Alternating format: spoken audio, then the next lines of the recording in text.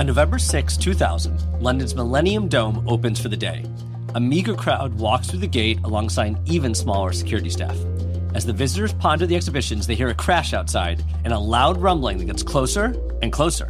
Then, an excavator crashes through the sidewall, heading straight towards the De Beers diamond exhibit.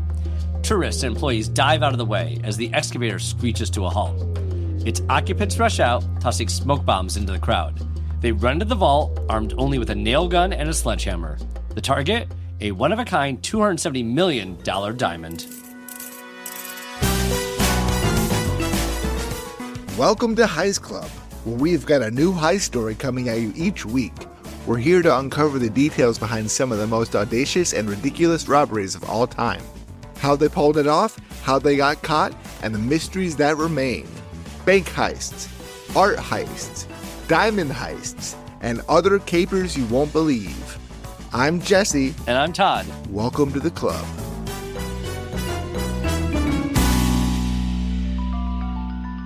Hello, Jesse. Good afternoon to you. We record these in the afternoon. Not sure if our listeners know that.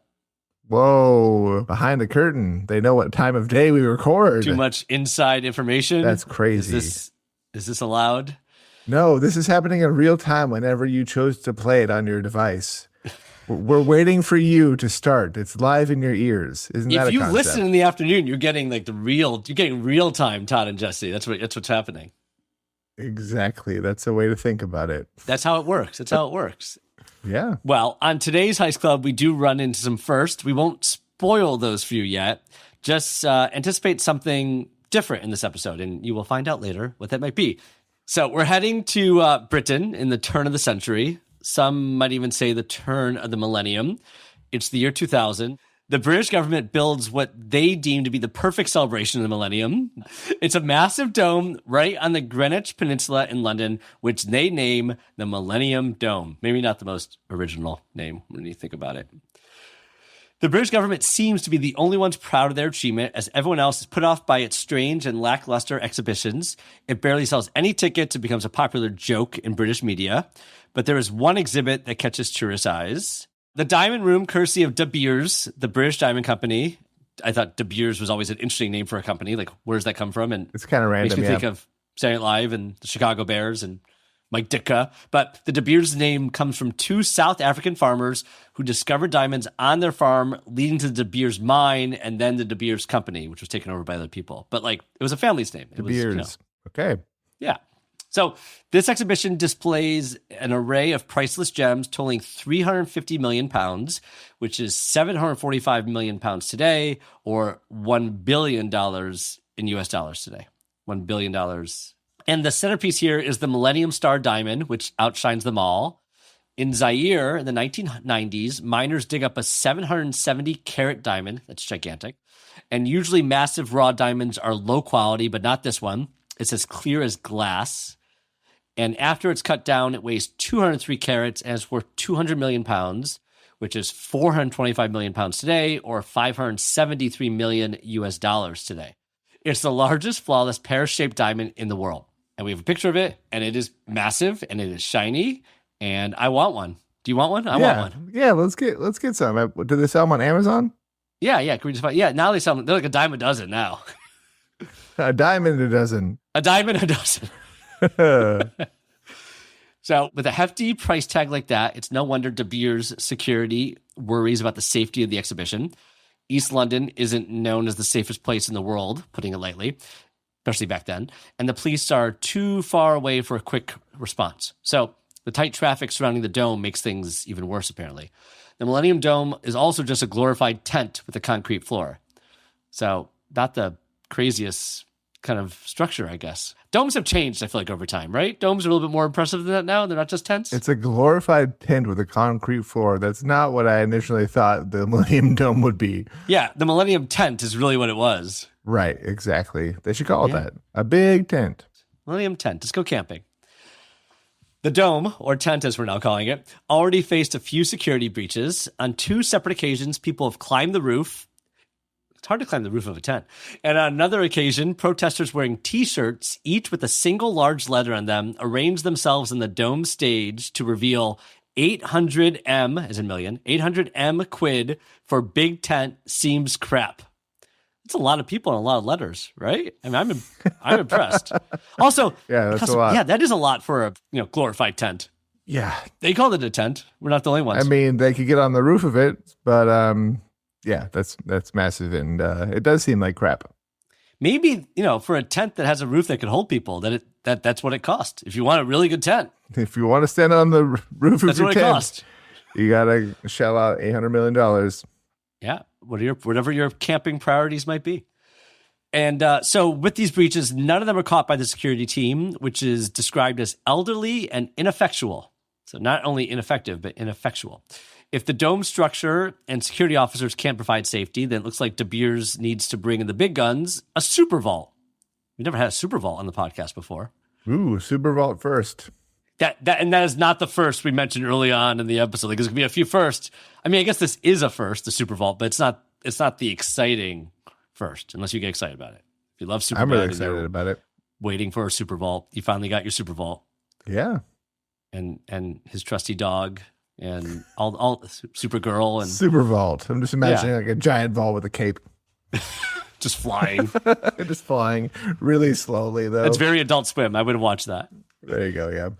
So the Super Vault is a 3-foot thick hexagon reinforced with metal bars. Motion detectors monitor every inch, so a fly landing on them could actually set it off. Cameras broadcast every angle of the vault to a 24-hour De Beers security crew, and the display cabinets are built with reinforced glass. De Beers pays £56,000 out of pocket for those. Not security. De Beers is so confident in the glass, they say a disturbed person with a pickaxe wailing on it for 30 minutes couldn't crack it. That is such a specific, weird example. That is scary to think about. If a depraved maniac had a knife and stabbed it for a year, it wouldn't crack. That's crazy. That's the example they have. That's what they're afraid of, not like, expert criminals and robbers, but the disturbed person with the pickaxe. Maybe I think it sounds personal, like they know someone who has a pickaxe that they don't trust. My brother-in-law. That's right. My brother-in-law is with his pickaxe couldn't even do it. I'd like to see him try. Rodney is such a piece of work. Yeah. So operating the door also requires 2 people because it is so heavy. And lastly, the door is on a time lock. So once it's locked for the night, no one, not even someone with a code, can open it. This is high level security. Good. This is what we like to see on the podcast. We'd like to see people actually trying to protect the things they should be protecting. So, right. Good on ya, De Beers, and we'll see what happens. So, there's no way anyone could break in, right? That's basically what we're saying. It's impenetrable. There's no way. Meanwhile, on July 7, 2000, in the county of Kent, an armored truck carrying 8.9 million pounds, which is $13 million US, travels to a bank when a van corners it on a side street.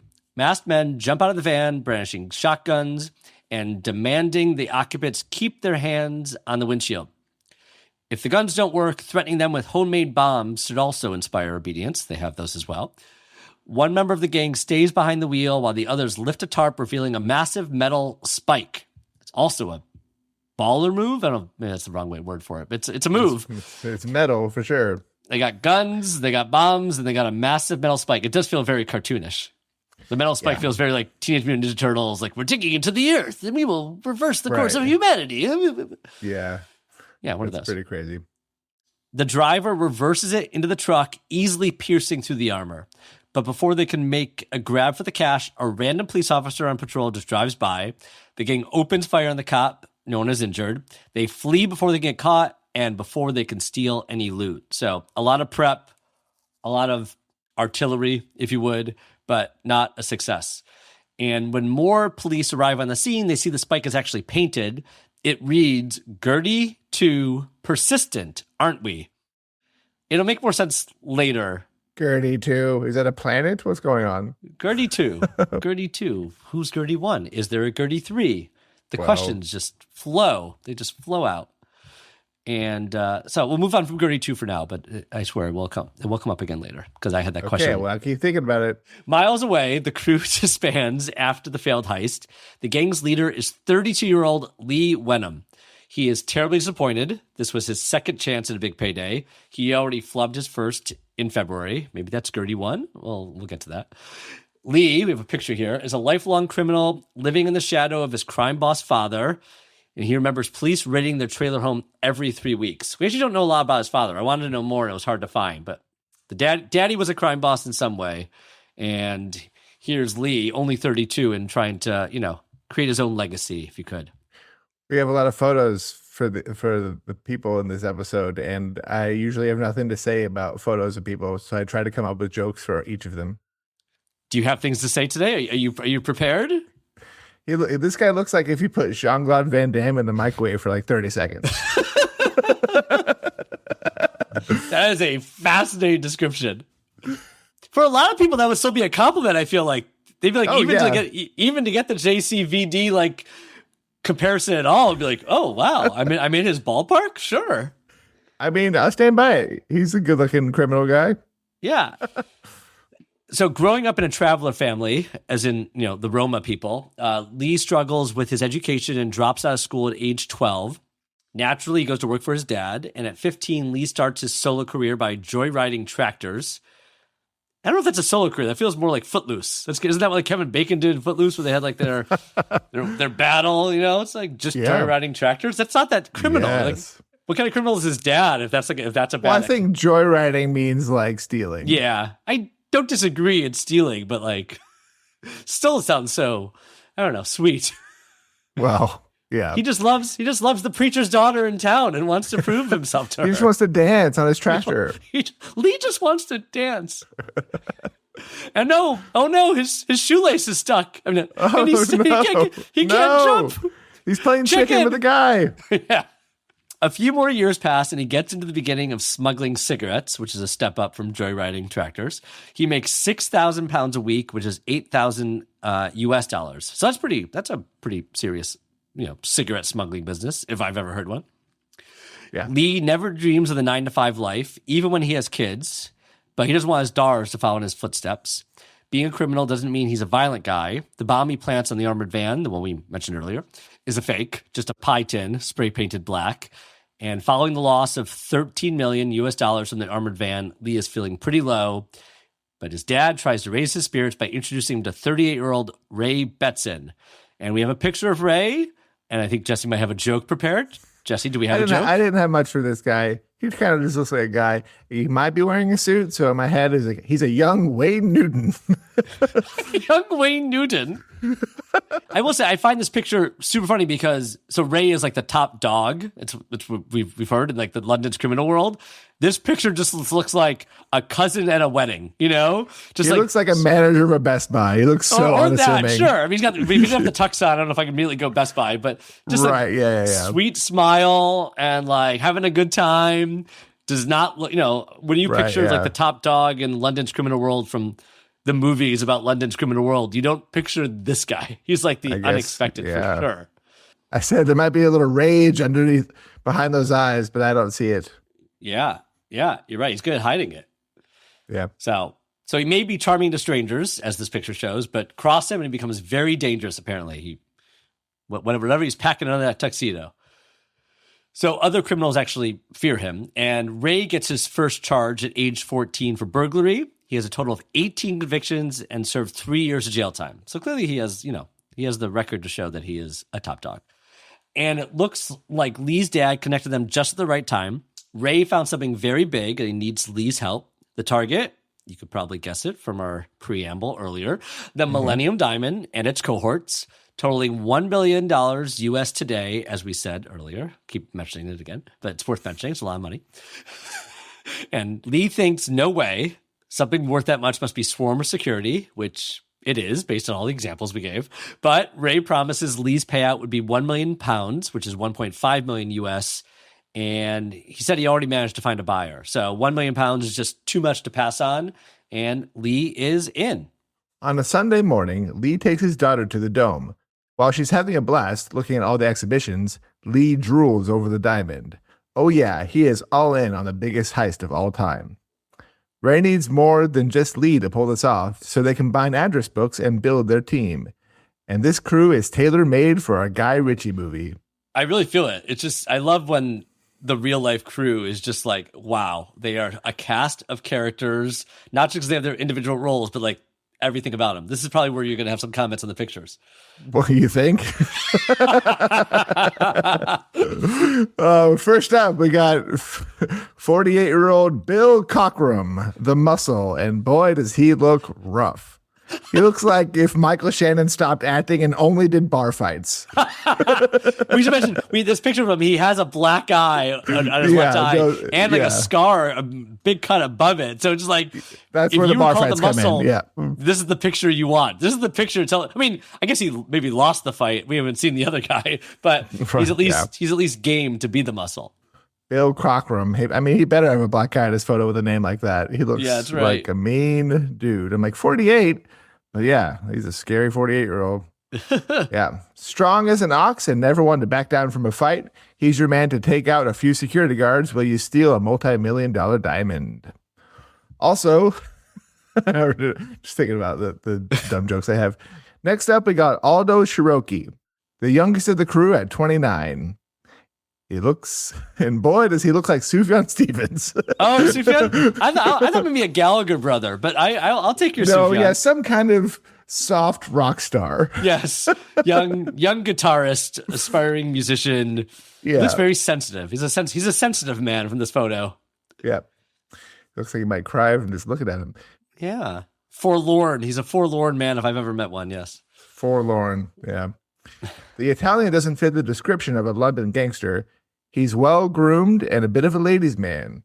Right now, the object of his affection is American model Elizabeth Kirsch. After draining his bank account, spoiling her with gifts, he needs a big chunk of change to start a new life with her in America. So he really does back up, like, he is what he looks like. I mean, in both cases so far, the muscle and now, the ladies' man, like, those pictures completely confirm that. Sometimes we have pictures and it's just like generic photo of a generic person and we will describe them, but it doesn't mean anything. In this case, these guys, the next one too. Wow, this is different characters. It's quite a cast. Right. Finally, we got Terry Milburn, 56, the proper East End gangster. He looks like a British guy if you've ever seen one, and a little like Leonard Cohen. It's definitely the hat. It's the hat and the trench coat for sure. Yes, the hat and the trench coat. Also, just like I feel like this is the older gentleman gangster. Like this is what he should look like. He looks like he goes to parking decks to whisper secrets to people. Maybe you've read his autobiography or something. That's amazing. What a detail.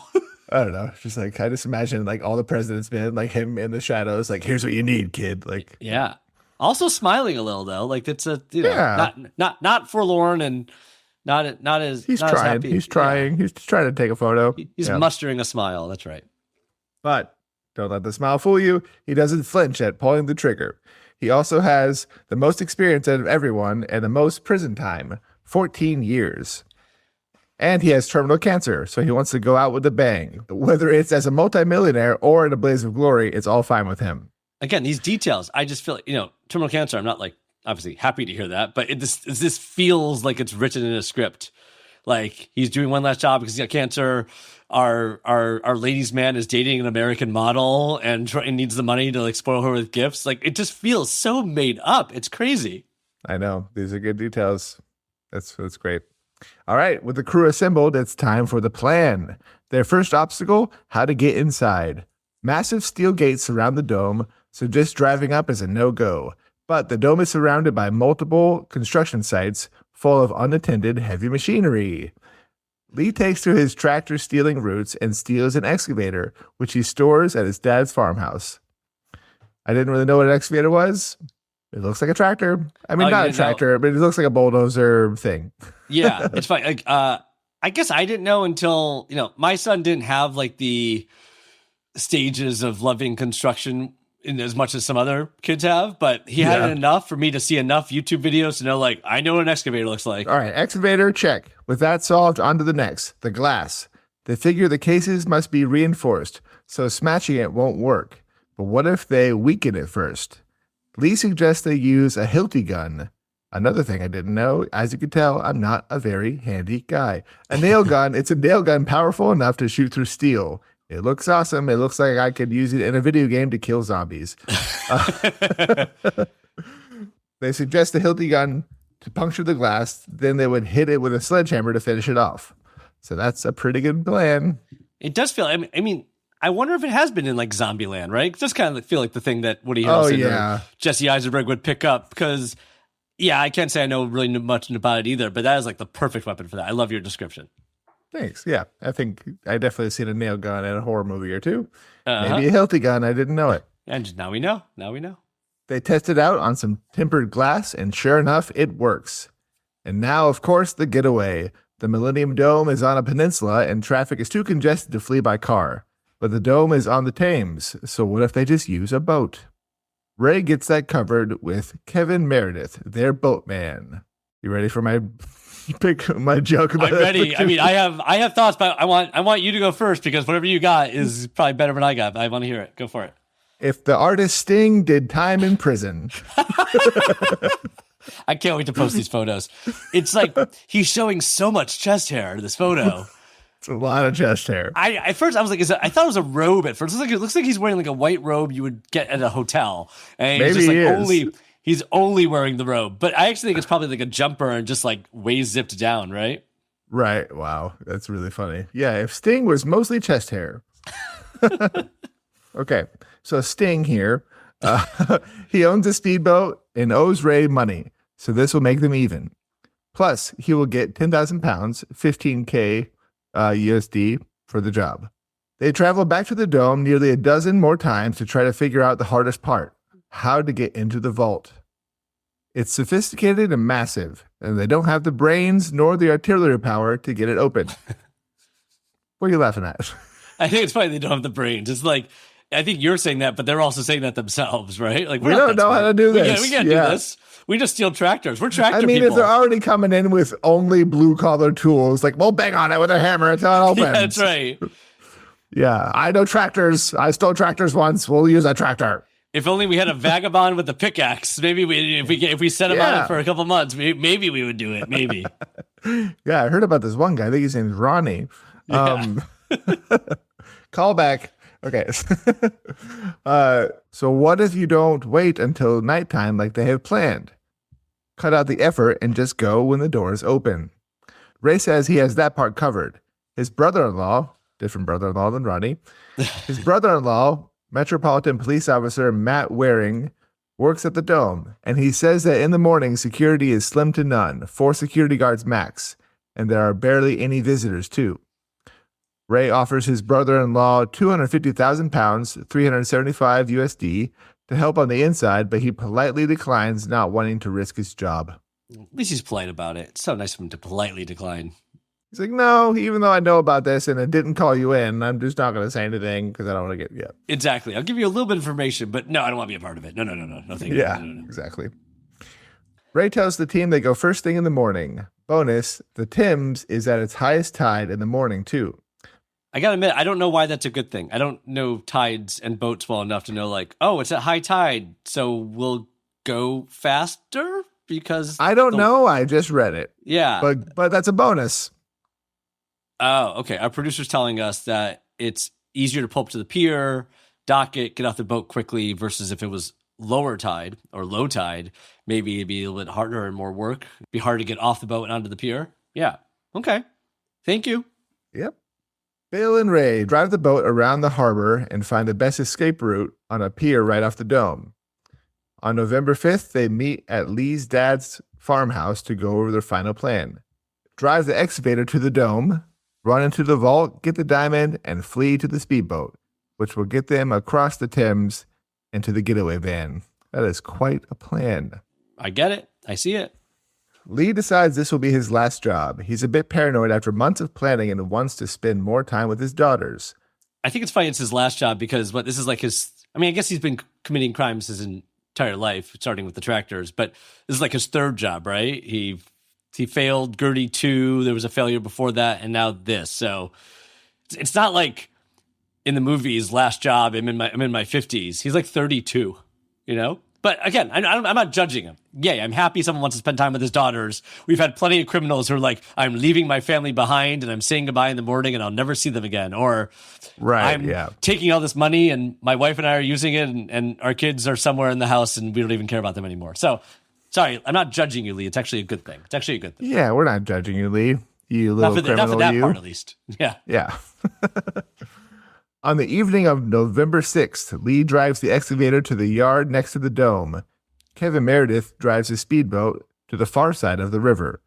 And one last thing, Ray brings in 58-year-old Bob the Builder Adams for more support on the ground. Can he fix it? Yes, he can. It's hard to not laugh at Bob the Builder. It's just like, wait, It's awesome. Do they actually bring in Bob the Builder? No, that's his nickname, Bob the Builder Adams. This is a weird, candid photo we have of him. It looks like he is in a full burglar outfit in the dark. He looks like Jeff Daniels in Splinter Cell. He actually does look like a lot. I see a lot of Jeff Daniels in him. It's funny. In my mind, it looks like he's leaving a concert. Like he just went to see New Order or something, and he's walking out of the gates, and this is a candid photo after the concert. He's there you go. If Jeff Daniels just left a New Order concert, dressed in black. I love that. No, that's good too. Okay, that all works. Bob the Builder he contains multitudes. Yeah. Yes, he does. And yes, he can. Bob the Builder, he treats his life of crime as another day on the job. He's also a contractor. He also dabbles in cocaine trafficking and stabbing his best friend for sleeping with his wife. Whoa. He just dabbles, side hobbies. So I guess those multitudes I mentioned he contained were a lot more complicated than I thought. Sinister multitudes. Yeah. Yeah. The crew is anxious, but confident the heist will work out. Tomorrow, they will be millionaires. On November 7th, 8 a.m., the gang suits up. They pack their rubber masks, body armor, hilti gun, and sledgehammers, plus smoke bombs to provide them 5 minutes of cover. They don't plan on being there that long. Terry drops Ray, Bill, Aldo, and Bob at the excavator and then waits across the river in the getaway van. Kevin Meredith sits in his speedboat, ready with gallons of gasoline to burn it whenever they cross the river. Wow. And showing off some chest hair in the process, I'm sure. Look, he's going to burn his own speedboat for this gig. That's a pretty committed Sting guy. He better, yeah. I worry about his chest hair getting close to fire, though. It could all just you better light be up, careful. Yeah, you gotta zip that up a little bit more. That's right. Lee stays at the farm waiting for the call that everything went well. That's a good gig. I want that gig. Yeah, better. A little safer. I'll just pace around a lot until it's done. Yeah. I'll be driving tractors for fun. Yeah, just joyriding. Mm-hmm. At 9 a.m., the Millennium Dome opens for the day, and so does the vault. Ray drives the excavator with Bill, Aldo, and Bob as passengers. It takes them 5 agonizing minutes to reach the dome. I can imagine that being agonizing. I imagine the excavator's not moving fast either, though, right? So it's like it's loud a slow sound ride. effects. Hopefully no one notices. Yeah. Exactly. They won't be fast enough for a getaway here if they get caught rolling their way in. But no one is on their tail, and the excavator easily vaults the short barrier and barrels through the steel gate. Whoosh. It smashes through the dome's skin like paper. Whoosh. That's paper. Aldo throws the smoke grenades. The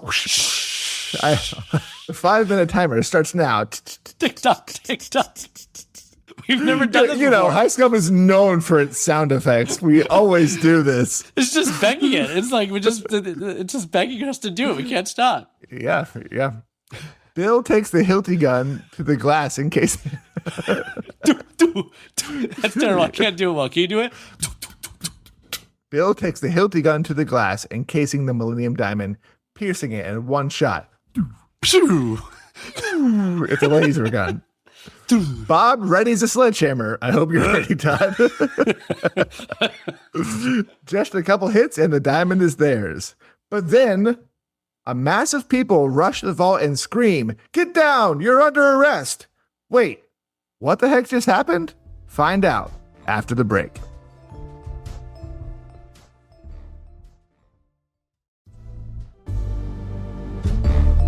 Welcome back to the year 2000. So our perps managed to break into the dome unscathed and break the Millennium Diamond's glass casing in just one shot. Very impressive.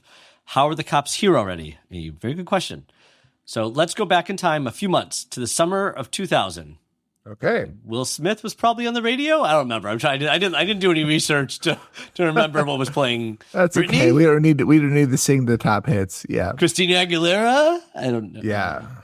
Boy bands were topping the charts at TRL every day.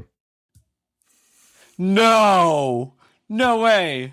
So our producer Amelia is telling us the top-selling song in 2000 in the UK was "Can We Fix It" by Bob the Builder. This was not planned at all, I promise. This feels like so set up, and we had no idea. I just said I thought it was the Spice Girls, which I knew probably wasn't right, but... That's awesome. Wow. But yeah, in the US, it's Arms Wide Open, and it's Say My Name, but anyway. Yeah, I'm also getting like Real Slim Shady. Really? Was it the song of summer? Was it the song of the summer? Yeah, it could have been. I Googled it. It was right under Bob the Builder. Can we fix it? I think they had a double bill together. I think they did shows together. Oh, yeah. Bob the Builder opened for him on the UK tour for sure. Yeah. Wow. So back to the summer of 2000 and all the summer songs we just mentioned. Right after the failed armored truck robbery in Kent, John Swinfield, detective inspector on the flying squad. This is Scotland Yard's anti-robbery unit. And yes, another flying squad, just like our Damiani Oscar night episode. So they're on the case. We have a picture of John Swinfield. And Jesse, do you have anything for him? He's a little more generic. Feels like a modern day Republican to me. Modern day Republican. Yeah. If you told me this was a screenshot of the movie The Apprentice, I'd believe you. Yeah. Yeah, I mean, I feel like the haircut and the suit and the tie. It's I know he's just a detective inspector, but that's the look. That's the look. Yeah. So the gang's ingenuity raised alarm bells, and a massive spike and a fake bomb. These guys felt different. So again, just really standing out. And what captures his attention the most is the spike's name, Gertie 2 Persistent, aren't we? He already ran to one Gertie spike back in February on a failed armored robbery. So with Gertie 2 popping up just a few months later, it's imminent that Gertie 3 will make her appearance before the end of the year. So the whole Gertie numbering system really kind of didn't work out for them in the end. Maybe just don't write anything on your spike.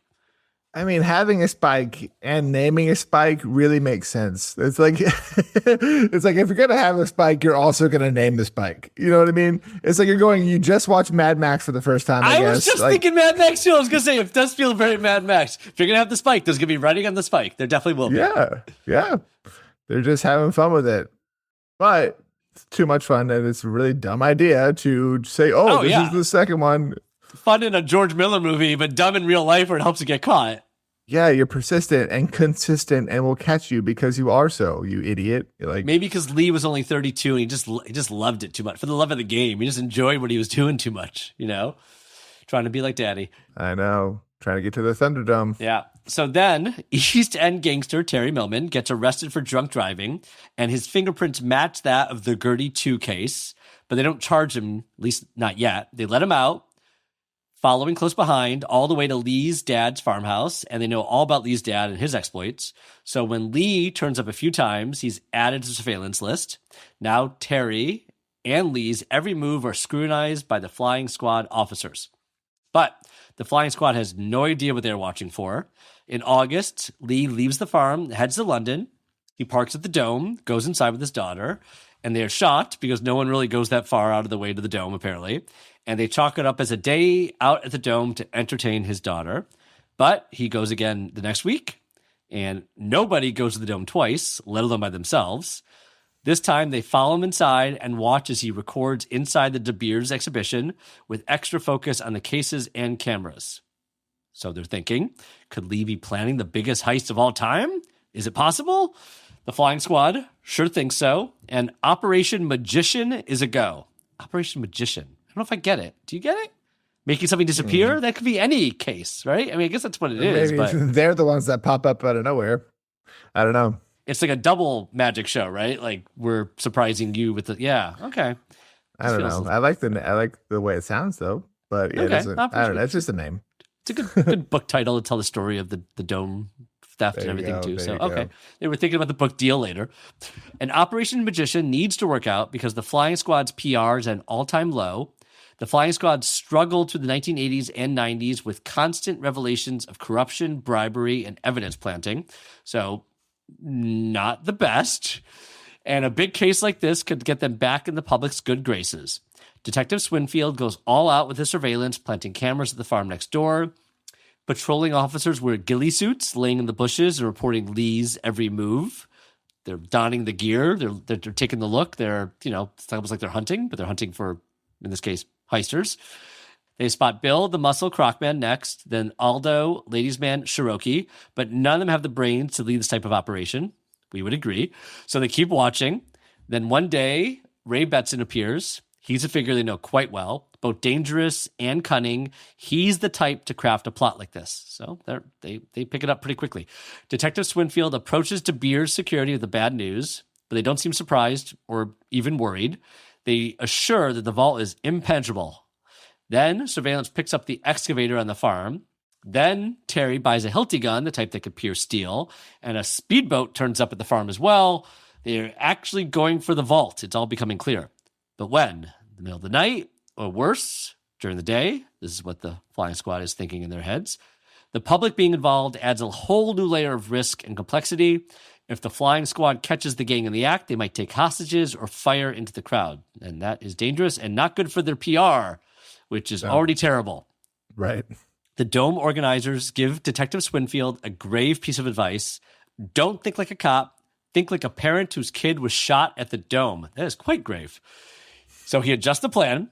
Let them do the robbery and strike when the gang is contained inside the vault. Dome organizers sign off, and Detective Swinfield assumes full responsibility if anything goes wrong. And on November 6th, the flying squad watches the excavator and speedboat get put into place. We have a photo here. I guess this is a surveillance photo of them actually doing it, right? Okay, yeah. Two guys having a good time on the Thames, high tide, high times. It's clearly high tide, yeah. Yeah, sun's out, buns out, it's all guns out. And guns out. It's all going their way. And tomorrow is the day. One crew's plan will work out and another will not. How does everything come to a head? Find out after the break.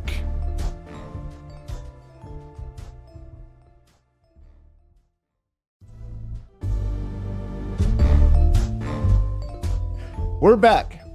On November 6th, Detective Swinfield and his flying squad watch as the gang drives the excavator and speedboat next to the Dome.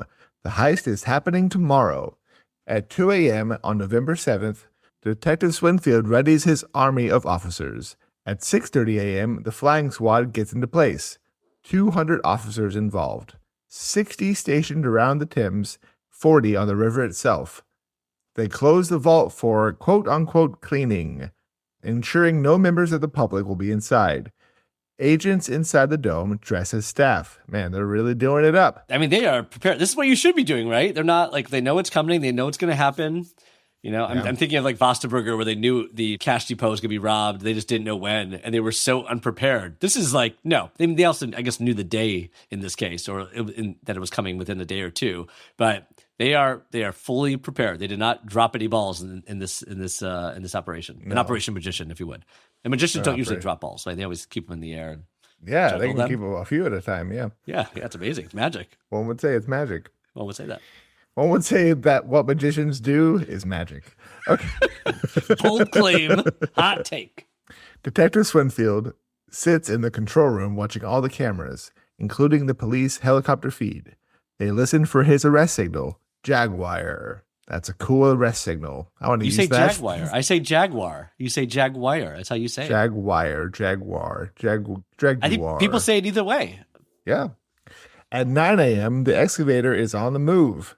They don't know exactly what it's going to do. Will it drop people off? Will it crash to the main entrance? Detective Swinfield thinks it might, so he orders agents to the entrance to clear the area. But the excavator makes a sudden turn and pushes through the steel gates and into the side of the Dome. Not what they were expecting. Yeah, almost like clumsy like almost, it feels like. It's like, oh, it's just driving right in.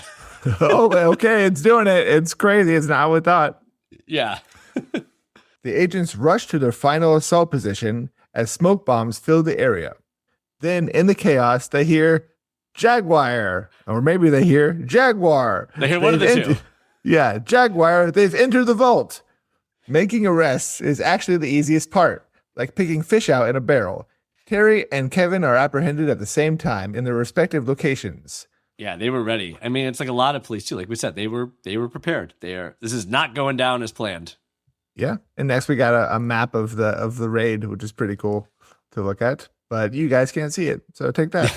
We'll put it up on social media. You'll see it in the show notes. But yeah, man arrested in powerboat. powerboat. They call it a powerboat in the UK instead of a speedboat? I don't know. Hmm. And they call it a bulldozer instead of an excavator. I thought we would call it a bulldozer. They say Jaguar instead of Jaguar. Say Jaguar, not Jaguar. Two people divided by a common language. That's what we are. Wow. Yeah. Yeah. The guys joke with the officers while down on the ground. Ray tries to argue, it's okay, I work here. Good job. Nice try, Ray. Just 100 yards away, 50 Miss World contestants were having a photo call. What a visual. Again, I just feel like you would not believe it was in a movie. It's all of a sudden there's 50. Oh, we were having the Miss World competition the same day. Of course. They're just nearby. That's on the day it was robbed or attempted to be robbed. Yeah. Meanwhile, while Lee waits anxiously for the phone call, he's swarmed by dozens of police officers. They also arrest his dad for providing the safe house. When Lee gets to jail, he's met with a round of applause from prisoners. He also gets hit with a surprise charge for the Gurney 2 robbery. After everyone is taken to jail, the dome reopens at noon. The next day, the bus hits the news, revealing to the gang that the cops were on them the entire time. The media also calls the gang the Diamond Geezers. Which, to me, I think we were both confused by that, right? Because, to us, geezers are like old guys or old people. But apparently, we just learned this, thanks to our producer, Amelia. We just learned that in the UK, it's not. It's just like a guy, like a bloke. Geezer to them is not an older person. The Diamond Dudes, the Diamond Guys. That makes more sense. The Diamond Guys, the Diamond Dudes, exactly. Which makes sense because they're not, Lee's 32. They're not that old here. So... And one last thing, after the arrest, the police reveal the diamond had been replaced with a fake in preparation for the raid. Yeah, they're more ready than we thought. Exactly. And this is actually a heist where I remember reading about it at the time. I remember in 2000 hearing about this, which is not always the case for 99% of our heists. Either they happened before us or we were just too busy living our lives to really take that much notice. I can't remember when the Mona Lisa got stolen from the Louvre in the early 20th century. I don't know if you remember that.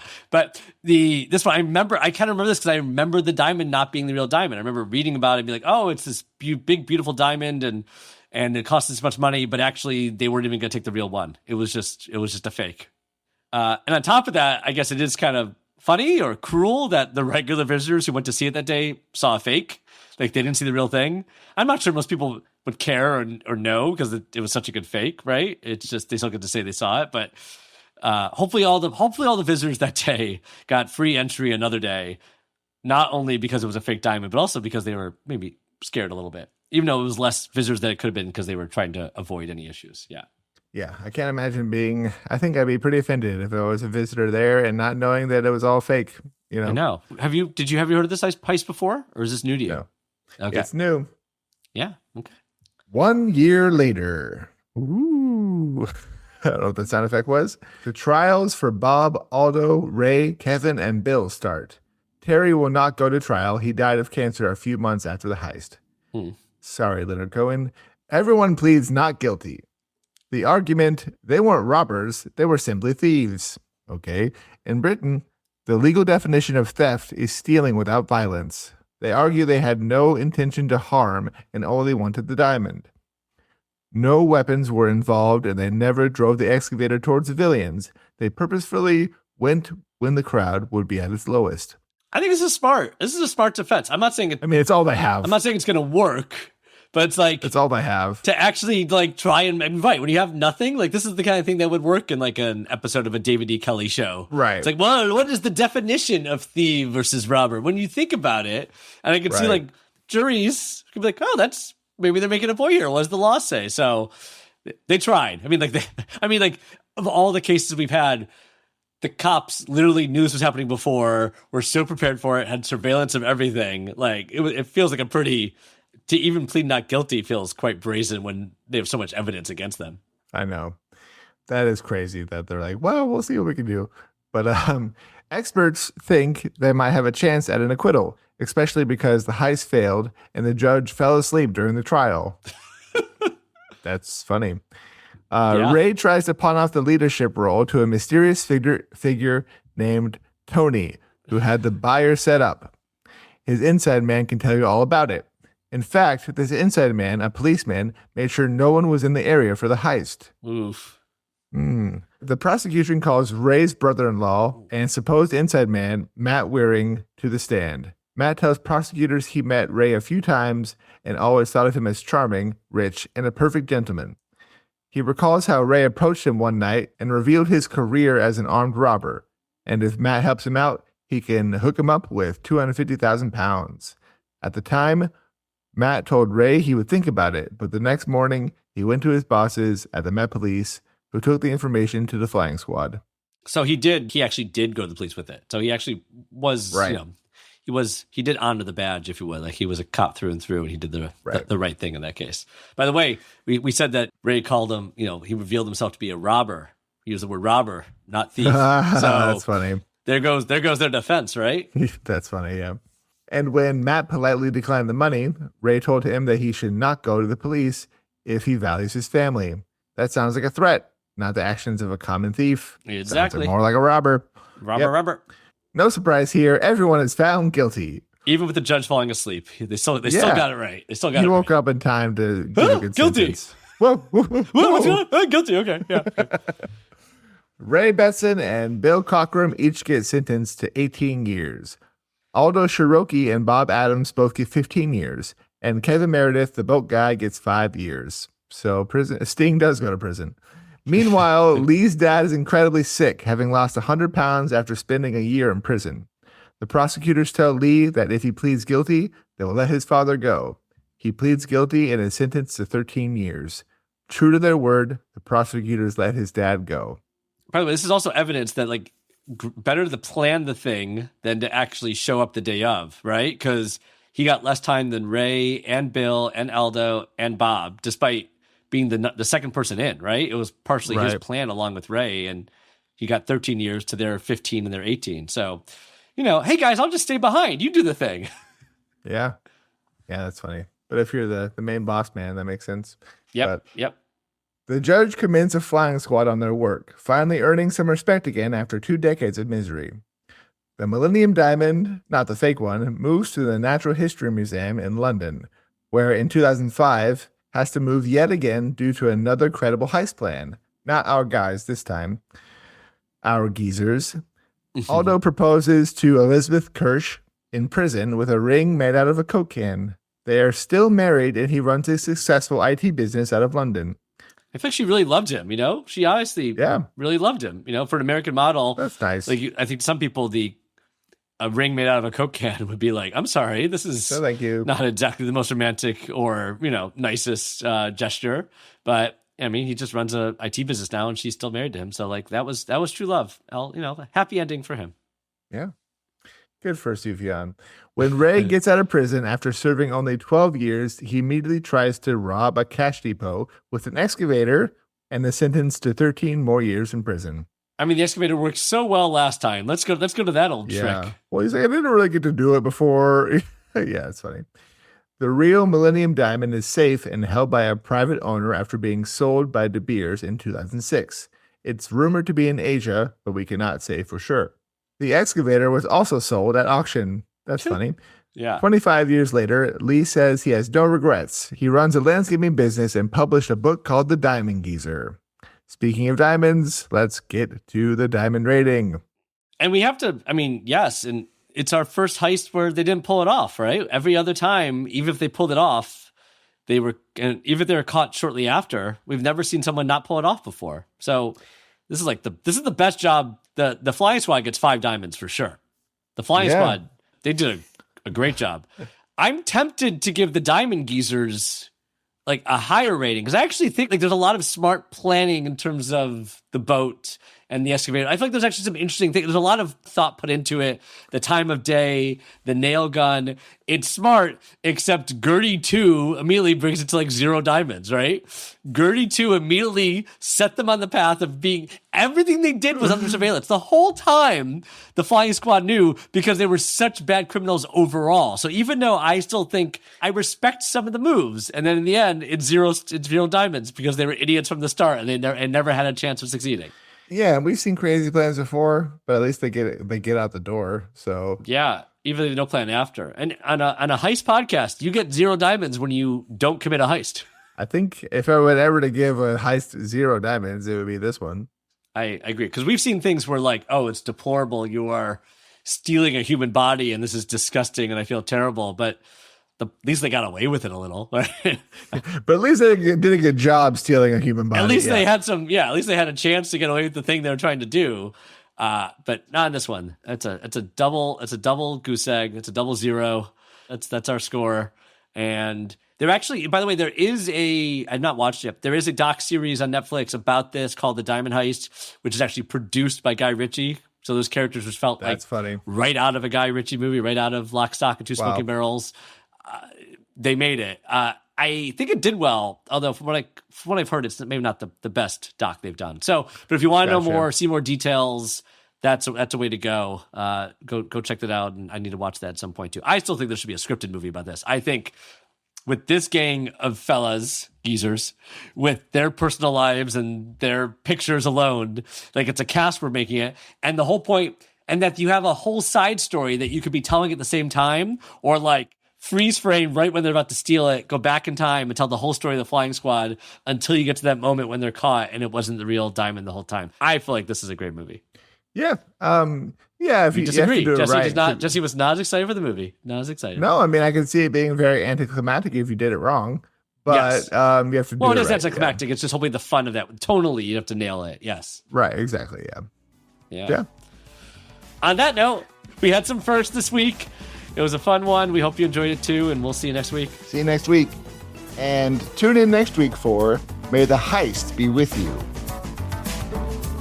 Heist Club is a production of School of Humans, hosted by me, Todd Weiser. And me, Jesse Neiswanger. I do all the fancy audio and music editing too. This episode was researched and produced by Carolyn Talmadge. Our senior producer is Amelia Brock. Our production manager is Daisy Church. Our executive producers are Virginia Prescott, Brandon Barr, and Elsie Crowley. Join us again next week for Heist Club, and don't forget to rate and review. Thanks.